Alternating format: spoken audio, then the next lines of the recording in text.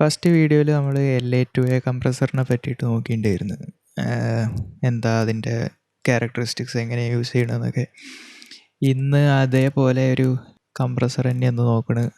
അതിനെക്കാട്ട് ഇച്ചിരി കൂടി പോപ്പുലർ ആയിരിക്കും 1176. സോ ഇതെങ്ങനെയാണ് നമ്മൾ മിക്സിൽ യൂസ് ചെയ്യുക, അതെന്താണ് ഇതിൻ്റെ സൗണ്ട് ക്യാരക്ടറിസ്റ്റിക്സ്, എന്തൊക്കെയാണ് അതിൻ്റെ നോബുകൾ, ഫങ്ഷനാലിറ്റി, എങ്ങനെ യൂസ് ചെയ്യണം, ഇതൊക്കെയാണ് നമ്മൾ നോക്കുന്നത്. 1960s ബിൽ പട്നം എന്ന് പറഞ്ഞ എൻജിനീയർ അങ്ങനെയാണ് ഇത് ഡിസൈൻ ചെയ്യണത്. 1176 175 എന്ന് പറഞ്ഞിട്ട് 2 ട്യൂബ് കംപ്രസേഴ്സ് ഉണ്ടായിരുന്നു അയാൾക്ക്. അപ്പോൾ അതിൻ്റെ സെമി കണ്ടക്ടർ വേർഷൻ ഉണ്ടാക്കിയതാണ് അയാൾ 1176. ആദ്യം ഉണ്ടാക്കിയ വേർഷനെ ബ്ലൂ സ്ട്രൈപ്പ് അല്ലെങ്കിൽ സിൽവർ ഫേസ് പറയും, ഈ കളർ അല്ലെങ്കിൽ ഈ കളർ. പിന്നെ ഉണ്ടാക്കിയ വേർഷനാണ് ബ്ലാക്ക് ഫേസ്. രണ്ടും തമ്മിൽ വ്യത്യാസം, ബ്ലാക്കിന് ഇത്തിരി സർക്യൂട്ട് കുറച്ചും കൂടി ക്ലീൻ ആയിരുന്നു, നോയ്സ് ഡിസ്റ്റോഷനൊക്കെ കുറവാണ്. ബ്ലൂ സ്ട്രൈപ്പിന് കുറച്ചും കൂടി ആ ഒരു ചെറുതായിട്ട് ഡിസ്റ്റോഷനും നോയ്സും കൂടുതലായിരുന്നു. പക്ഷേ ഇപ്പോഴും യൂസ് ചെയ്യേണ്ട ആൾക്കാർ, കാരണം ആൾക്കാർക്ക് ആ ഡിസ്റ്റോഷനും ആ FETൻ്റെ സാച്ചുറേഷനൊക്കെ ഭയങ്കര ഇഷ്ടമാണ്. സോ പറഞ്ഞ മാതിരി ഇത് FET കംപ്രസറാണ്. FET എന്ന് പറഞ്ഞു കഴിഞ്ഞാൽ ഫീൽഡ് എഫക്റ്റ് ട്രാൻസിസ്റ്റർ. ഉള്ളിൽ കംപ്രഷൻ നടക്കുന്നത് ആ FET വഴിയാണ്, അതുകൊണ്ടാണ്.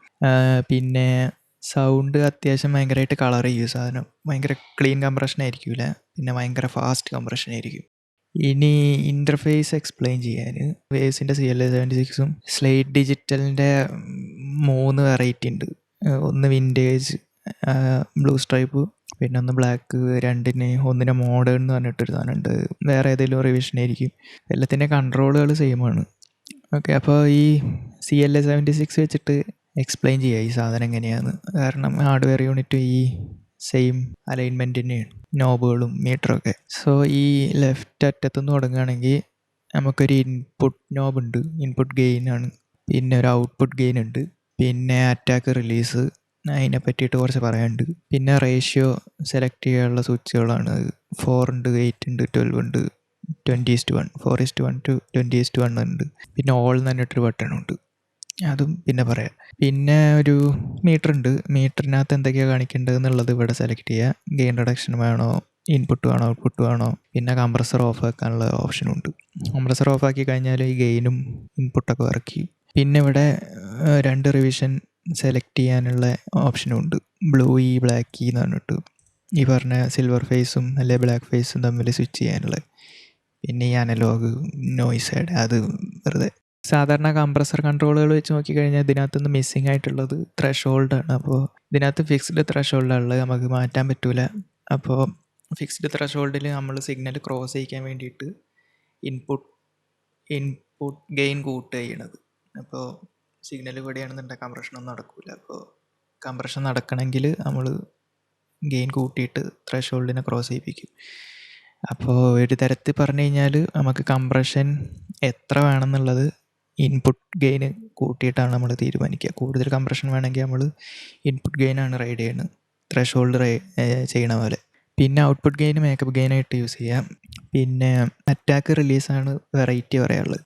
ഈ നോബിൻ്റെ വർക്കിംഗ് സാധാരണ നോബിൻ്റെ വർക്കിങ്ങുമായിട്ട് നേരെ റിവേഴ്സാണ്. എന്ന് വെച്ചാൽ ഇതിനകത്ത് 1 to 7 ആണ് വാല്യൂ കൊടുത്തുള്ളത്. അപ്പോൾ സാധാരണ രീതിയിൽ 1 എന്ന് പറഞ്ഞു കഴിഞ്ഞാൽ ഏറ്റവും ഫാസ്റ്റ് വാല്യൂ, 7 എന്ന് പറഞ്ഞു കഴിഞ്ഞാൽ ഏറ്റവും സ്ലോ അല്ലെങ്കിൽ വലിയ വാല്യൂ ആയിട്ടായിരിക്കും നോക്കുക. അപ്പോൾ ഏറ്റവും ഫാസ്റ്റ് അറ്റാക്ക് 1 ആയിരിക്കും നമ്മൾ എക്സ്പെക്റ്റ് ചെയ്യുക, 7 ആയിരിക്കും ഏറ്റവും സ്ലോ അറ്റാക്ക് പ്രതീക്ഷിക്കുക. പക്ഷേ നേരെ തിരിച്ചാണ് ഇതിനകത്ത്. 7 എന്ന് പറഞ്ഞു കഴിഞ്ഞാലാണ് ഏറ്റവും ഫാസ്റ്റ്, 1 എന്ന് പറഞ്ഞു കഴിഞ്ഞാൽ ഏറ്റവും സ്ലോ. അത് റിലീസിനും അറ്റാക്കിനും സെയിം തന്നെയാണ്. അപ്പോൾ ഏറ്റവും ഫാസ്റ്റ് അറ്റാക്ക്, ഫാസ്റ്റ് റിലീസ് എന്ന് പറഞ്ഞു കഴിഞ്ഞാൽ രണ്ടും മാക്സിമം റൈറ്റ് സൈഡിലായിരിക്കും. അതുപോലെ ഏറ്റവും സ്ലോ അറ്റാക്ക് എന്ന് പറഞ്ഞു കഴിഞ്ഞാൽ, അതേപോലെ സ്ലോ റിലീസ് പറഞ്ഞു കഴിഞ്ഞാൽ രണ്ടും ഈ സൈഡിലായിരിക്കും. അപ്പോൾ അതാണ് അതിൻ്റെ വെറൈറ്റി. പിന്നെ അറ്റാക്ക് റിലീസിൻ്റെ വാല്യൂ, ഇത് ഞാൻ നേരത്തെ പറഞ്ഞാൽ തന്നെ ഇത് ഭയങ്കര സൂപ്പർ ഫാസ്റ്റ് കംപ്രസറാണ്. ഇതിൻ്റെ attack time 20 micro second to 800 micro സെക്കൻഡാണ്. അപ്പോൾ ഏറ്റവും ഫാസ്റ്റ് അറ്റാക്ക് ടൈം 20 മൈക്രോ സെക്കൻഡാണ്. സ്ലോ അറ്റാക്ക് ടൈം 800 മില്ലി സെക്കൻഡാണ്. എന്ന് വെച്ച് കഴിഞ്ഞാൽ ഒരു ആവറേജ് കംപ്രസറിൻ്റെ ഫാസ്റ്റ് അറ്റാക്ക് ടൈമിനെക്കാട്ടും ഫാസ്റ്റാണ് ഇതിൻ്റെ ഏറ്റവും സ്ലോ അറ്റാക്ക്, മൈക്രോ സെക്കൻഡിലാണ്. Release time 50 milli second to 1 second വരെയൊക്കെ ഉണ്ട് സ്ലോ ടൈം. സോ അതാണ് അറ്റാക്ക് റിലീസിൻ്റെ കാര്യങ്ങൾ. പിന്നെ റേഷ്യോൻ്റെ 4:20 ഉണ്ട് റേഷ്യോ. 4 എന്ന് പറഞ്ഞു കഴിഞ്ഞാൽ മൈൽഡ് കംപ്രഷൻ, പിന്നെ അപ് ടു 20 എന്നൊക്കെ പറഞ്ഞു കഴിഞ്ഞാൽ പ്രാക്ടിക്കലി ലിമിറ്റിംഗ് ആവും. പിന്നെ ഈ ഓൾ എന്ന് തന്നെ ബട്ടൺ ഏതോ ബ്രിട്ടീഷ് എൻജിനീയേഴ്സൊക്കെ കണ്ടുപിടിച്ച ഐഡിയ എന്ന് തോന്നുന്നുണ്ട്. ഈ ആക്ച്വൽ ഹാർഡ്വെയറിനകത്ത് റേഷ്യോൻ്റെ എല്ലാ ബട്ടണും ഒരുമിച്ച് അമർത്തി കഴിഞ്ഞാൽ ഭയങ്കര അഗ്രസീവ് കംപ്രഷനും FETയുടെ സാച്ചുറേഷനൊക്കെ വല്ലാണ്ട് വരുന്നൊരു, എല്ലാവർക്കും ഭയങ്കര ഇഷ്ടമായുള്ളൊരു എഫക്റ്റ് ആയിരുന്നു. അപ്പോൾ പ്ലഗിൻ വേർഷനിൽ നമുക്ക് മൗസ് കൊണ്ടെല്ലാം ഒരുമിച്ച് വെക്കാൻ പറ്റാത്തതുകൊണ്ട് ഓൾ എന്ന് പറഞ്ഞിട്ടൊരു ബട്ടൺ നമുക്ക് തന്നിട്ടുണ്ട് ആ എഫക്റ്റ് കിട്ടാൻ വേണ്ടിയിട്ട്. സോ ഇത് യൂസ് ചെയ്യാൻ ഏറ്റവും നല്ല സിറ്റുവേഷൻ എന്ന് പറഞ്ഞു കഴിഞ്ഞാൽ, ഒന്ന് കുറച്ച് അഗ്രസീവായിട്ടുള്ള വോക്കൽസ് ആണെന്നുണ്ടെങ്കിൽ ഇത് നല്ല ചോയ്സാണ്. കുറച്ച് കളർ ചെയ്യും. ക്ലീൻ കംപ്രഷൻ വേണമെങ്കിൽ നമ്മളിത് യൂസ് ചെയ്യാൻ അത്ര പ്രിഫർ ചെയ്യൂല.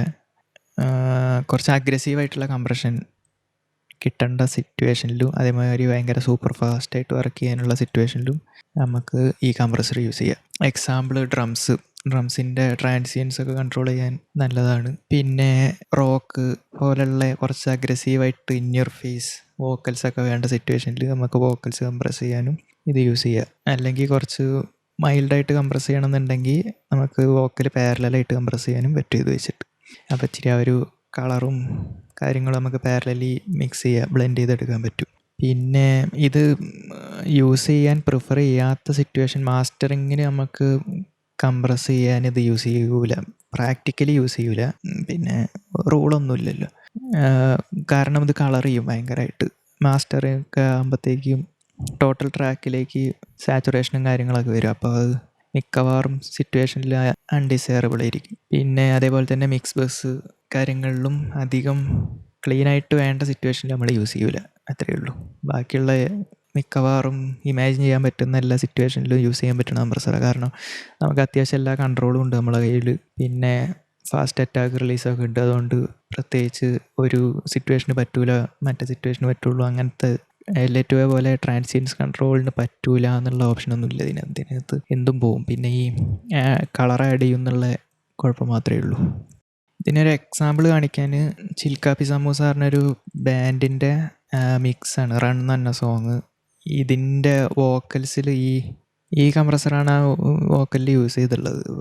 പാട്ട് കേട്ട് കഴിഞ്ഞാൽ അറിയും ഭയങ്കര സ്ക്വാഷ് ചെയ്തിട്ടുണ്ട് വോക്കൽ. പക്ഷേ ആ ജോണറയ്ക്ക് അത്യാവശ്യം സ്യൂട്ടബിൾ ആണത്. ആ ഒരു അഗ്രസീവ് ഫീൽ കിട്ടും. ആ അഗ്രഷനും ആ കളറിങ്ങും ഒക്കെ അതിന് ആവശ്യമുണ്ടായിരുന്നു. ഞാൻ ആദ്യം ആ ടോട്ടൽ മിക്സ് പ്ലേ ചെയ്യാം. Flowing rivers and mountain range, call it 7 curves and rain. Hit the breeze with a pounding heart.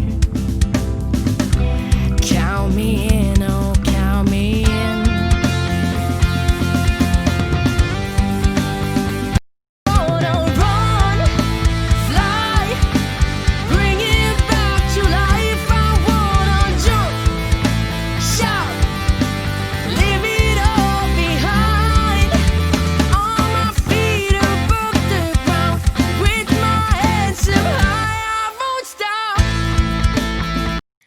അപ്പോൾ അതാണ് ആ കംപ്രഷൻ.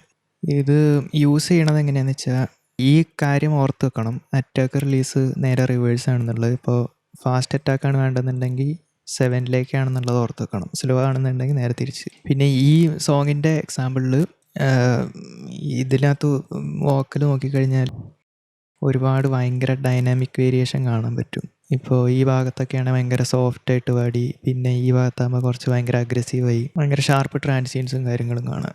പിന്നെ ഇവിടെ എത്തിയപ്പോൾ വലിയ കഷ്ണം. അപ്പോൾ ഭയങ്കരമായിട്ട് ഡൈനാമിക് റേഞ്ചിൽ ഭയങ്കര വ്യത്യാസമുള്ള ഒരു പെർഫോമൻസാണിത്. അപ്പോൾ ആ ഒരു എനർജി കീപ്പ് ചെയ്യാൻ വേണം, പക്ഷേ ഈ വോക്കലിനെ നല്ലാതെ ഒതുക്കി നിർത്താൻ വേണം. അപ്പോൾ ഞാൻ ചെയ്തത് ഈ ഓൾ ബട്ടൺ ഇൻ മോഡ് ചെയ്തു നോക്കി ഞാൻ. അപ്പോൾ എന്താ സംഭവിച്ചതെന്ന് വെച്ചാൽ സംഭവിച്ചത്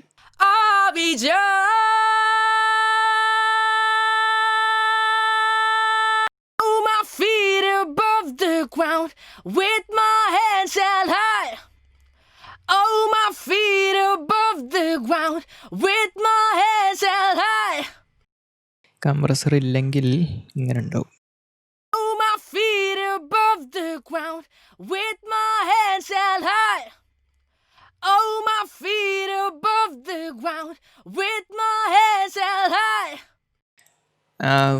ഇടുമ്പോൾ കംപ്രസർ ഇല്ലാത്ത സമയത്ത് ആ ഒരു വോക്കലടക്കി ഇങ്ങനെ വല്ലാതെ താന്നു പോയി ഒരു അഗ്രഷൻ കുറയണ മാതിരിയുണ്ട്, ഒരു ഇത്തിരി ഷൈ ആവുന്ന മാതിരി. പക്ഷേ കംപ്രസർ ഇടുമ്പോൾ ഫുള്ള് അഗ്രഷൻ ഫുള്ള് സീനായിട്ട്. Oh, my feet above the ground with my hands held high. Oh, my feet above the ground with my hands held high. പിന്നെ ഈ ഓൾ ബട്ടൺ മോഡിലിടുമ്പോൾ കംപ്രസർ ആകെ പ്രാന്ത് പിടിക്കണം കാണാൻ പറ്റും. ഈ നീഡിലാകെ കടന്നിട്ട് സാധാരണ യൂഷ്വൽ സ്റ്റേറ്റുള്ള പോലെയല്ല ആക്ട് Oh, ചെയ്യണം. my feet above the ground with my hands held high. ഇപ്പോൾ 4:1 ഇടുന്ന സമയത്ത് റിലീസ് നമുക്ക് ഇങ്ങനെ കാണാൻ പറ്റും. പക്ഷേ ഈ ഓളിൽ ഇട്ട് കഴിഞ്ഞാൽ കടന്ന് ഭ്രാന്ത് പിടിച്ചടിക്കണതാണ്. Oh, my feet above the ground with my hands held high. പിന്നെ ഈ കംപ്രസർ യൂസ് ചെയ്യാൻ സ്റ്റാർട്ട് ചെയ്യാനൊരു കൺഫ്യൂഷൻ ഉണ്ട്, ഏത് ഫാസ്റ്റ് ടൈമിലാണോ സ്ലോ ടൈമിലാണോ വെക്കേണ്ടതെന്നൊക്കെ കൺഫ്യൂഷൻ ഉണ്ടെങ്കിൽ പോപ്പുലറായിട്ടുള്ളൊരു മെത്തേഡാണ് ഈ 4-4-4 എന്ന് പറഞ്ഞ മെത്തേഡ്. എന്നുവെച്ചാൽ 4:1 റേഷ്യോ, റിലീസ് 4-ൽ കൊടുക്കുക, ഇതും 4-ൽ കൊടുക്കുക.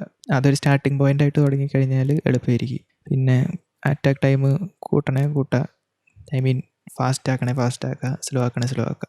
സോ അതാണ് ഈ കംപ്രസർ. അടുത്തൊരു വീഡിയോയിൽ ഞാൻ ഇതിൻ്റെ ഇതും മറ്റേ LA2A വെച്ചിട്ട് സാധാരണ ഇങ്ങനത്തെ അഗ്രസീവ് വോക്കൽസ് അല്ലാത്ത സാധാ വോക്കൽസിനെ കംപ്രസ് ചെയ്യണ ഒരു ക്ലാസിക് ടെക്നിക്ക് ഉണ്ട്, അത് ഞാൻ പറയാം.